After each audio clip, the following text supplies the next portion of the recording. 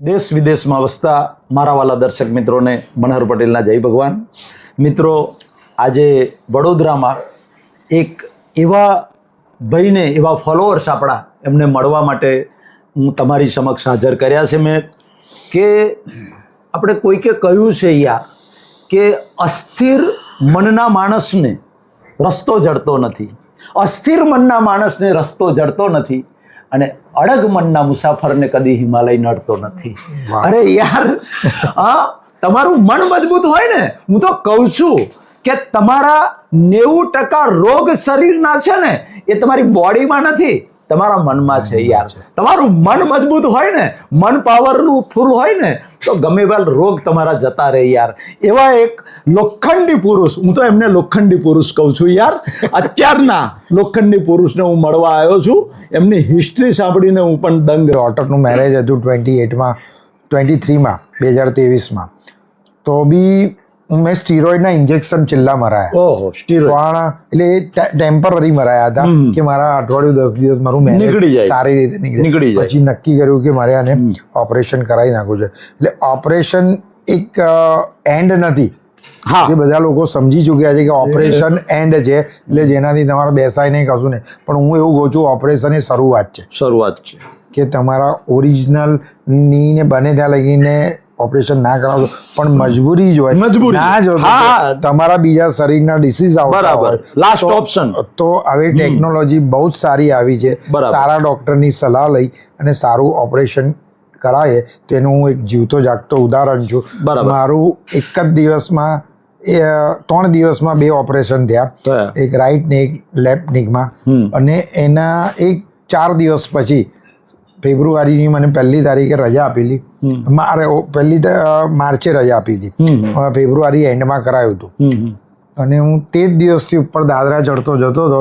અને એક મોટી વસ્તુ એવી કહું કે મારું ઓપરેશન જે દિવસ હતું, અને હું તે દિવસ બી મેં સવારે સૂર્ય નમસ્કાર કરેલા. મેં કહું આમે બદલાવાનું તો છેલ્લા બી કરી નાખે, આટલું જે બી થશે તો થશે. બાકી હું રેગ્યુલર 108 સૂર્ય નમસ્કાર બી વર્ષોથી કરતો હતો. પણ આ છેલ્લા 5 વર્ષ મને આવા બધા પ્રોબ્લેમ્સના કારણે બીપી, શુગર અને કોલેસ્ટ્રોલ બધું વધી ગયું હતું.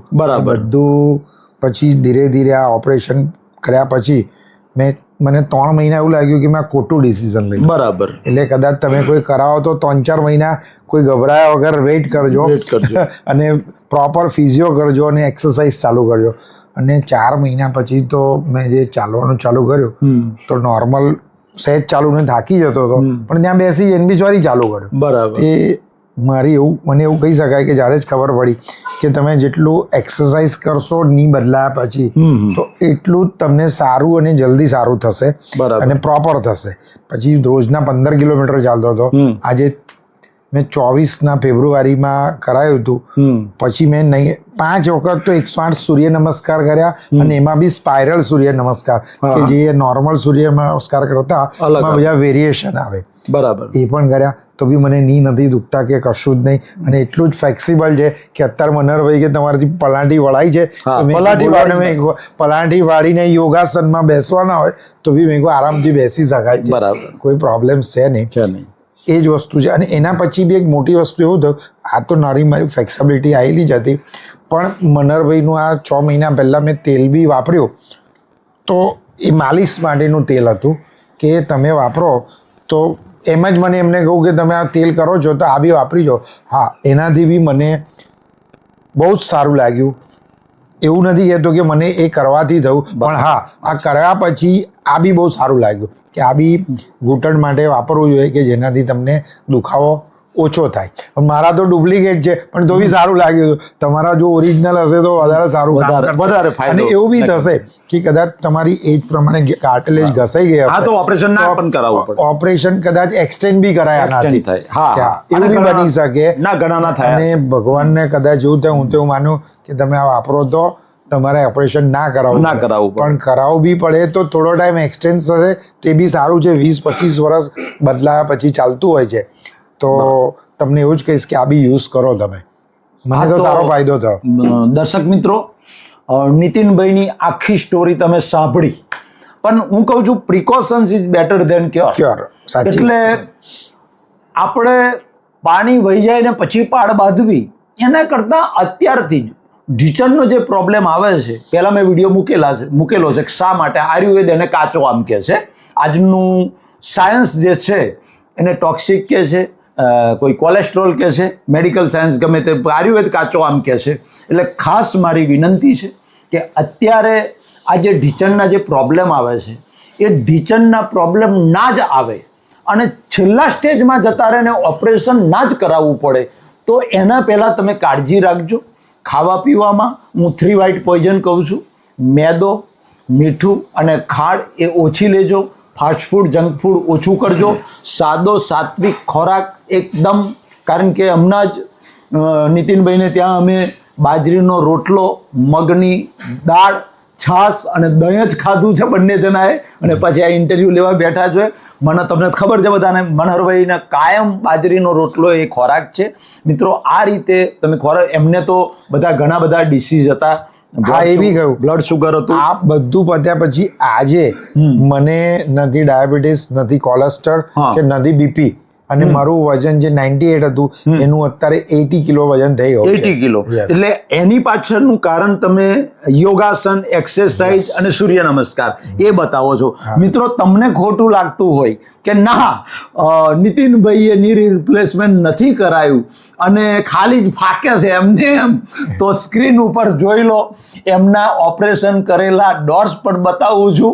અને આજે ની રિપ્લેસમેન્ટ પછી એવા કેટલા સૂર્ય નમસ્કાર કેટલા સ્ફૂર્તિથી કરી શકે છે, દાદરો ચડી ઉતરી શકે છે, એ પણ તમે હવે જોઈ લો.